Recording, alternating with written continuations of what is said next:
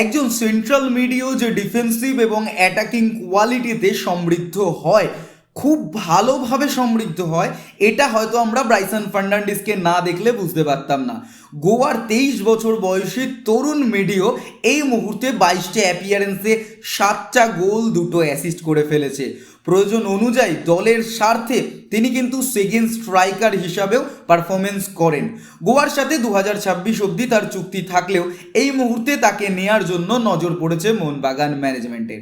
দেশীয় স্কোয়াডকে শক্তিশালী করতে মোহনবাগান আরও এক তরুণ ফুটবলারের দিকে নজর দিয়েছে। তবে এই মুহূর্তে দেখার মোহনবাগান ম্যানেজমেন্টের দিকে যে তাদের ডিলে আগ্রহী হয় কিনা ব্রাইসন।